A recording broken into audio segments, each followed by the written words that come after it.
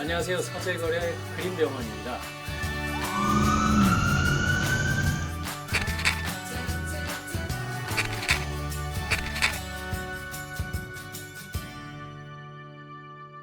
오늘 건강검진을 하신 분이 있어서 우리 담당 PD 빠른을 다 포기하고서 36세 되신 남자분이신데 정말 젊은 분이죠. 근데 뭐 이렇게 두껍게 검사했는지 잘 모르겠습니다.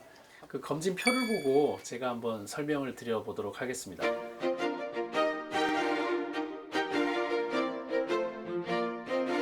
검진하는 거 보니까 키, 체중, 허리둘레, 체질량 지수 이런 것들 쭉 나와 있고 혈압을 재고 혈압이 정상 126에 75, 비교적 정상 범위 약간 벗어날 수도 있지만 130은 안 됐고 126에 75 정도면은 큰 문제는 없다고 보는데 120에 80 이하 이렇게 110에 70 이 정도 된다면 더 안전한 수치이기는 하겠습니다. 일단은 큰 문제는 없다고 보고요. 안저검사, 안압은 또 그 녹내장 때문에 보는 검사죠. 특히 우리나라랑 일본은 안압이 정상이면서 녹내장인 경우가 많습니다. 그래서 안압이 정상이라고 하더라도 녹내장이 안과 질환 중에 가장 위험한 질환입니다. 시신경을 손상시켜서 정말 그 실명을 만들 수도 있기 때문에 녹내장은 치료 또 하는 약이 있거든요. 그래서 빨리 발견을 하시는 게 중요하니까 여기 안압 검사도 의미가 있다고 생각이 듭니다. 그 다음에 소변 검사를 하죠. 소변 검사에서는 특별한 그 단백뇨가 나오는지 이런 것들을 보는 게 굉장히 중요하고 혹시라도 잠혈, 피가 묻어서 나오거나 하는 것들이 소변에 섞여 나온다면 이상이 있다고 생각해 볼 수 있겠죠. 네. 여성들이 소변에서 검사가 나올 때는 제대로 깨끗하게 받은 소변이 아니라면 여성들은 그 질출혈이나 자궁경부 출혈 같은 것들이 소변하고 섞여 나올 수 있기 때문에 위양성일 수도 있습니다. 그래서 만약에 그게 나온다면 증상은 없다면 우리가 보통은 그 소변줄이라 그러죠. 그걸 껴서 진짜 소변만 받아서 하는 검사를 정밀하게 하는 경우도 있습니다.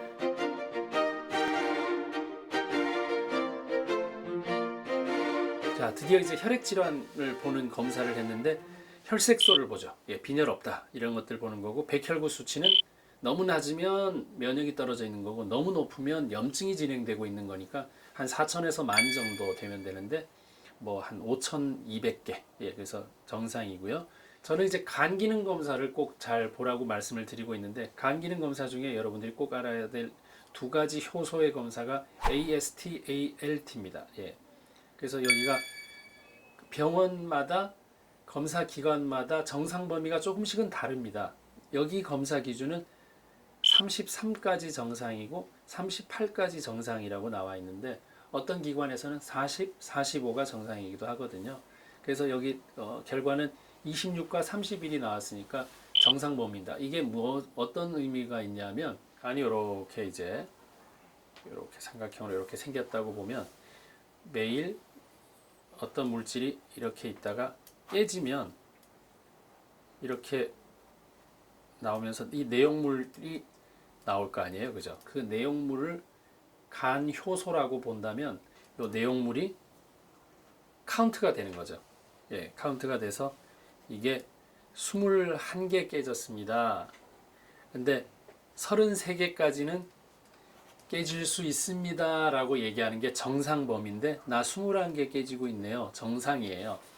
이게 만약에 100이 나왔다면 수치가 3배나 더 깨지고 있는 거예요. 그래서 남들보다 간세포를 훨씬 많이 파괴하면서 살고 있어요.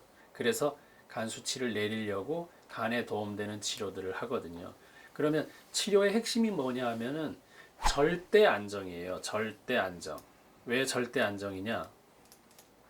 우리 사람이 서 있을 경우는 서 있을 경우는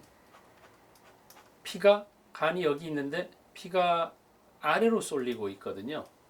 근데 사람이 눕게 되면 여기 사람이 눕게 되면 피가 어디로 가냐면은 간으로 모이게 되어 있어요. 중력 때문에. 그래서 누워야지 일단 치료예요. 서서 치료를 하고 있으면 안 돼요. 근데 사람이 구속을 하지 않으면 돌아다니기 때문에 입원을 해야 돼요. 그래야 간으로 혈류가 흐를 수 있으니까. 그리고 좀 더 구체적이려면 오른쪽으로 해서 모로 누우면 더 간으로 피가 가겠죠. 간이 오른쪽에 있으니까. 네, 그래서 이게 이제 간 수치가 주는 의미하는 것들이고요. 여러분들이 간 수치 중에 하나 더 봐야 될 것은 감마 GTP라는 겁니다. 감마 GTP는 지방간 보는 수치입니다. 지방간. 네. 그래서 간에 지방이 끼면 5% 이하 정도 끼는 거는 정상이에요. 그 정도는 있을 수 있어요. 근데 그 이상 끼게 되면 그 끼어 있는 그 지방에서 염증 물질이 나와서 간 세포가 기능을 못하게 만들어요. 네, 그렇기 때문에 이 지방간은 두 가지로 특별히 보는데 피 검사로는 감마 GTP 그리고 초음파를 봅니다. 간 초음파. 네. 그래서 이런 경우 있습니다. 수치로는 정상인데 정상. 초음파에서는 지방간이 나오는 경우가 있습니다. 뿌옇게 보이거든요. 그 초음파에서. 그런 경우는 비록 피검사가 정상이지만 지방간의 흔적들은 아직 있다라고 판정하는 게 맞거든요. 네, 그래서 초음파도 상복부, 갑상선, 전립선, 경동맥 다 하셨는데 다른 초음파는 다 정상 나왔는데 상복부 초음파에서 역시 지방간 있는 거. 아까 지방간 수치는 정상이었지만 역시 초음파에서는 이렇게 발견될 수 있다는 거.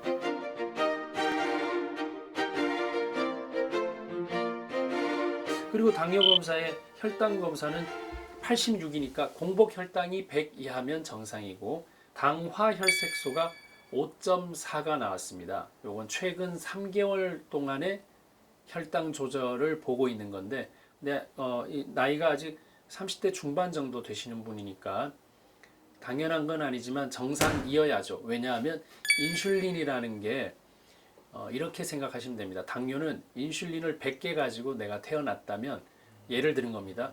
1년에 한 개씩 써서 100년 살면 딱 떨어지는 거. 그래서 내가 90세에 살면 당뇨 안 걸리고 죽는 거죠. 그래서 난 당뇨 없이 죽었다 이게 되는데 문제는 뭐냐면 태어날 때부터 한 40개만 가지고 태어난 사람. 그러면 40년을 딱 살았는데 갑자기 당뇨가 오는 거죠. 이 경우 하나하고 또 한 가지는 100개를 갖고 태어났는데 1년에 2개씩 쓰는 사람. 스트레스에 뭐 당분 많이 먹고 또 술 많이 드시고 하는 게 다 영향이 있거든요. 2개씩 쓰면 50년이면 100년어치 쓰는 거 아니에요. 2개씩 쓰니까. 50세 되면 갑자기 당뇨가 옵니다. 그래서 인슐린은 우리가 한정된 용량을 갖고 있다가 결국은 다 써버리기 때문에 지금 많이 남아있다 생각하지 말고 인슐린을 아껴 쓰는 법을 아셔야 됩니다. 인슐린을 아껴 쓰려면 한꺼번에 먹거나 밤에 먹거나 탄수화물만 먹거나 하는 것들을 절대 피하시고 인슐린이 나오는 곳은 췌장이지만 당을 조절하는 곳은 간입니다. 그게 무슨 말이냐? 술을 마셔서 간이 그 술 처리하는데 에너지를 다 쓰게 만들어 버리면 당 조절하는 걸 실패해 버리면 인슐린을 괜히 더 쓰게 만드는 겁니다. 당뇨에 안 걸리는 게 모든 병에 예방하는 첫걸음이라는 거 꼭 기억하시면 좋겠습니다. 이분은 일단 아직은 아닙니다. 언제일지 아직 모르지만 현재까지 아니라는 거 그것만 참고하시면 좋겠고 근데 이분의 문제가 있네요.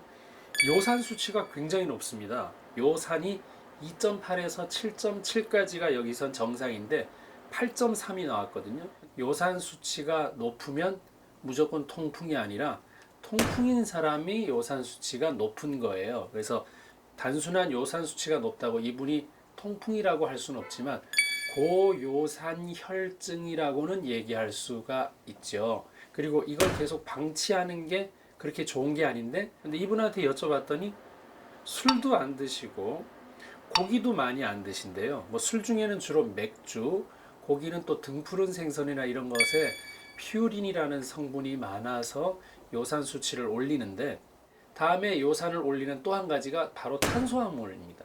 그래서 탄수화물을 많이 먹어도 요산 수치가 올라가서 불편할 수 있습니다. 뭐 라면이나 이런 것들도 얼마든지 너무 자주 먹는다면 그래서 건강검진을 했는데 예를 들어서 이 항목이 8.3이어서 요산이 높다고 나와요.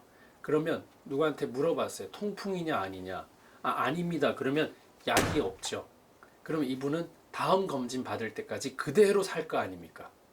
그래서 문제가 되는 겁니다. 비록 지금은 통풍이 아니지만 요산 수치를 좀 줄일 수 있는 방향의 식생활 습관을 개선을 한다면 그거 하자고 건강검진하는 거예요. 검진한다고 치료가 되는 게 아니죠. 그죠? 검진하면 치료가 됩니까? 아니죠. 검진 보고 노력을 해야 치료가 되죠. 이렇게 건강검진표 하나를 30분, 1시간 동안 누가 설명해서 이해를 시키는 게 훨씬 더 중요합니다. 아니면 이 검사 왜 합니까? 죽기 전까지 정상으로 아는 게 낫죠. 그래서 이제 기억에 이분은 남을 거 아니에요. 뭐 다른 거 다 의미 없고 내가 진짜 탄수화물 줄이는 거랑 체중 조금 줄이는 거를 해서 지방간 없애고 요산 수치 떨어뜨리는 거는 꼭 해야 되겠다. 그래야 발전이 있죠. 그렇게 해서 하는 의미가 충분히 있다고 생각이 들고요.